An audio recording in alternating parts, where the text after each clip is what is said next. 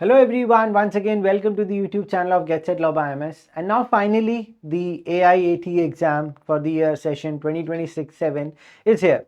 And the one thing which is bothering a lot many students that sir जो writing ability portion होता है उसमें please help us. So I am here with that particular topic to take you guys that what you have to keep in mind while you are writing this particular portion, because in part B it becomes very important and it holds a good amount of marks. Okay. Also with that I have taken up certain points besides ki what to be kept in mind, कि उसमें और क्या strategically होना चाहिए, what not to miss. So I would request all of you to watch this video till the end. Okay, so let's start with this session. So initially I have taken it up कि what this writing ability or the writing of essays is expecting from us. So now you are already like 3-4 days away from the main exam which is happening on 20 of December. You might be thinking sir अब क्या चीज में changes करें. So changes कुछ नहीं करना है. You need to just align your process of what you have been practicing, that whether I am aligned or not. So what this tests about for your capacity is, first it says are you able to express that particular idea clearly or not. So if there is a particular topic which is there, let's say ki is putting up tariff by US on India is right or wrong. Now this is an opinion based topic which is there, right? Now am I able to express ideas properly or not? Do I have the capacity to do that or not? That is what this test about. Okay, this particular ability is actually testing. Okay.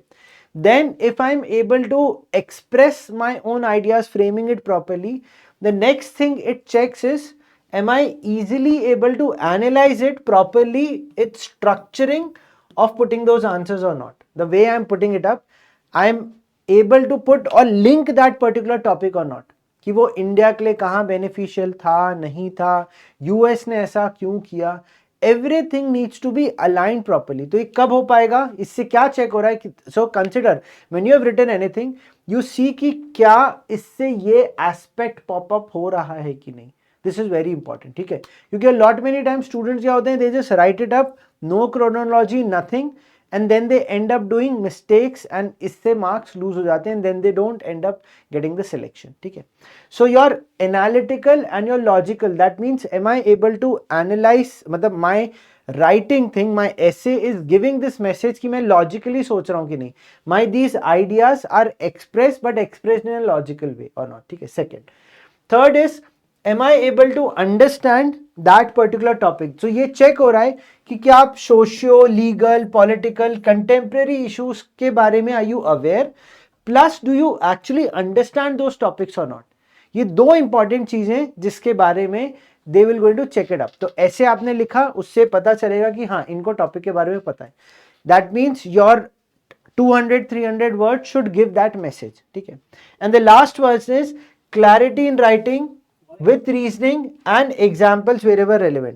So ये end point का मतलब है कि that whatever I am writing, मुझे वो topic के बारे में समझ थी, knowledge है, सब कुछ पता है, and am I able to put examples or not. So now the question comes कि सर इसमें बहुत सारे examples put करें. No, wherever it is needed you can put up the examples linked with that topic. अब sir इसमें topics कौन कौन से होते हैं, सेशन के एंड में I will take it up, so don't worry about it. ठीक है, तो ऐसा नहीं कि वीडियो को एंड तक लेकर और चेक कर लिया. There would be more suggestive topics. If you want कि सर मुझे टॉपिक लिस्ट चाहिए, ड्रॉप इनटू द कमेंट्स. अगर मुझे इस वीडियो पे 10 कमेंट्स आते हैं तो मैं आपको एक हैक बताऊंगा जिससे आप वो टॉपिक्स और टॉपिक्स का कंटेंट इजीली सर्च कर पाओगे, but more than 10 comments then only. Okay, चलो. So now talking about what pointers to focus on. So ये तो अभी मुझे पता चल गया कि this writing ability, तो my mindset is clear. If you have these points in your mind, you will understand, okay, this is what the writing ability is testing for us. ठीक है, it's not just about writing. Next is point to focus is, मुझे पहले समझना है कि topic किस पे दिया गया है. ठीक है, so is it the topic on social, political or the legal issues? That means have you read about these topics? ये topic मुझे कहाँ मिलते हैं, जो मैंने लीगल में, अपने करंट अफेयर्स में, न्यूज़पेपर रीडिंग्स में I have come across these topics, उन्हीं इश्यूज से मिलता जुलता होगा, उसके अलावा कुछ भी नहीं रहेगा. ठीक है, the topics will not require you to put up the elements from the news article और the legal article in your writing ability. How you quote it properly, उस पे आपको मार्किंग होती है, ठीक है। तो first you have to understand the topic, ये किस सेगमेंट का टॉपिक है, then how to answer effectively. अब ये 3 वेरिएंट्स है। अगर इफ यू वांट कि मेरा पूरा राइटिंग ऐसे एक प्रॉपर फ्लो में रहे तो फॉलो IBC। एंड अगर ये स्ट्रैटेजी हेल्प करती है तो कमेंट में लिखिए yes sir it's helping please. Okay चलो, so it is introduction, body and conclusion. तो फर्स्ट अगर आपको कोई भी टॉपिक मिलता है तो first give a proper introduction about it कि what this topic is about. जैसे मैंने ओपिनियन मांगा राइट और रॉन्ग, तो मैंने सीधे लिख दिया as per me the opinion. You should not start with that, you should start with कि टैरिफ एग्जैक्टली होता क्या है, 2 कंट्रीज एक दूसरे पे टैरिफ कब लगा पाते हैं, ये एक इंट्रोडक्शन हुआ। Then I will write the crux over here कि ओपिनियन क्या है, एंड देन कंक्लूजन। कंक्लूजन में कभी भी remember that you will not going to favour anyone, you need to be अब इन बिटवीन, न्यूट्रल ओपिनियन देना पड़ेगा। If you will favour anywhere तो हो सकता है you might sound from that text negative or positive, it could be anything, the one who's checking that part, ठीक है। so इसीलिए मुझे a proper introduction, then the entire body where you will put your own opinion, but the topic could something else also, तो you will write about that thing in detail, but introduction is very important, वही catch होगा, and then how you are concluding it up, ये चीज develop होगी when you will keep on writing at least 2 to 3 essays per day, मतलब 4 essays, sorry not 2 to 4, क्योंकि paper में शायद 2 essays ही आने वाले होंगे, ठीक है। चलो, and the last one is writing quality matters. अब क्वालिटी का मतलब repeating the same thing again and again should not happen. कि इंट्रोडक्शन में लिखा now you guys are college going students, you know how to fill answers, I hope you guys agree, हाँ बोल रहे होंगे वीडियो देखते टाइम, ठीक है। सो डोंट डू दैट, ये कॉलेज यूनिवर्सिटी का आंसर नहीं है भाई, एक बहुत रिनाउंड यूनिवर्सिटी में ये चीजें चेक होंगी तो you just go for it, ठीक है। अब इसमें शायद ऑफलाइन ऑनलाइन का भी ऑप्शन होता है, so I would highly recommend online करना, क्योंकि उसमें फिर वो राइटिंग का पोर्शन जो, मतलब this is what I have heard it from one of the student कि sir we get an option of writing online offline, so if you are getting this option then you can definitely opt for writing it online, because that helps, क्योंकि आपकी writing और speed and everything will very, उस वजह से शायद structuring पूरी गड़बड़ जाए, ठीक है। सो इसीलिए you would follow that thing.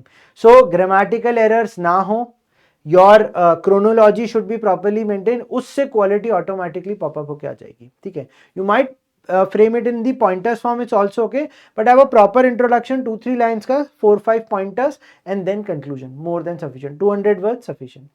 अब आगे बढ़ते हैं, नेक्स्ट चेक करते हैं, which is the final point is the time management। now you will be allotted 65 minutes to write 2 essays, ठीक है। now you will be thinking कि ठीक है मेरे पास तो टाइम है, but I would recommend put 30 minutes for each essay writing, so that वो 5 minutes में what you will do, you will going to revise and check it। ये बहुत इंपॉर्टेंट पॉइंट बनता है, जो मुझे लगता है कि ये सुपर इंपॉर्टेंट है यहाँ पे, कि if I write it up, we at times have forgotten to read what I have written, क्योंकि अब वो टेक्सटिंग और मैसेजिंग वाला ज़माना है, मेल्स का ज़माना है, बट ये एक स्ट्रैटेजी होती है जो लाइफ लॉन्ग आपको हेल्प करेगी, because you will end up not creating mistakes, ठीक है। That whatever I have written एक बार मैं पढ़ लूँ and then I will submit it, so do it that way. So इसलिए वो 5 minutes, 2 minutes, 3 minutes for one article, 2 minutes, 3 minutes for another article, it will going to help you with that। So 30 minutes aim करें, properly read करें, बिना reading के if you will submit, there is a high possibility कि there is mistake। बहुत बार होता है यार, school से ये हैबिट पड़ी होती है, when we, इसलिए मुझे होता है पेपर चेक करो, रीड करके आना, this is what the suggestions our parents used to give, मम्मा यही सजेशन देते थे, right? So this is what you have to follow, and at the end do not spend too long on one question, fix up 30 minutes, so that means timer से 25 minutes का practice daily करना चालू कर दो for the next 2-3 days, ये आपको help करेगा। So final take away practice tips is past topics, hot topics, या फिर whatever topics have been given in your mocks, ये दोनों आपको हेल्प करेंगे। कुछ सजेस्टेड टॉपिक है, जैसे फ्रीडम ऑफ स्पीच पे क्वेश्चन फुल चांसेस हैं, how it balances rights and responsibility. अब इसको लिखने का तरीका क्या होगा, what is freedom of speech, कहां आता है कॉन्स्टिट्यूशन में, कहां हमें दिया गया है, आर्टिकल 19 में कहां प्रोटेक्टेड है, ऐसे लिख दिया introduction. Then pointers, balancing rights and responsibilities, so you will put up highlights in your body about how you are balancing your rights कि भाई ठीक है, if it is a fundamental right it comes with exception, now you have to write exception. इसके लिए articles मुझे पता होने चाहिए, awareness about my constitutional rights, fundamental rights. So fundamental right important topic बन गया, part 3 वाला पूरा पढ़ ले. Next, is access to justice a fundamental right in practice? Now access to justice वैसे तो ये फंडामेंटल राइट में कोटेड नहीं है, बट डेफिनेटली द कंक्लूजन जो मुझे कॉन्स्टिट्यूशन में दिया है मेरे फंडामेंटल राइट्स में कि भाई no wrong justice should happen, ठीक है, no wrong person should be behind bars. That's the entire heart and soul of this particular understanding in the constitution, right. So उसके बेसिस पे अब again it's an opinion based one. So पहले introductory justice हो क्या सकता है, fundamental right से link करके you put it up that way, and then body and then conclusion, then you can put it कि एक्सेस है या नहीं है, ठीक है. Social media regulation, law versus freedom. तो now you should be aware about what are the social media regulations. That means you should know about those topics. So topic pick करेंगे from the previous mocks और from these topics, and if I get more than 10 comments, तो आपको पता है सिद्धांत sir क्या करने वाले हैं. These are few more suggested topics, you can take it a screenshot of it, follow it up, ठीक है. And अगर ये वीडियो अच्छा लगा, समझ आ गया कि हाँ sir it really helped, again let us know in the comments कि sir it helped. And if you have any question, any query related to your exam which is just around the corner, so please don't feel hesitant to put the comments. I'm watching those comments and after exam milte analysis pe. Till then, Siddharth sir signing off. Wish you all the best. Don't forget we are always there. Okay.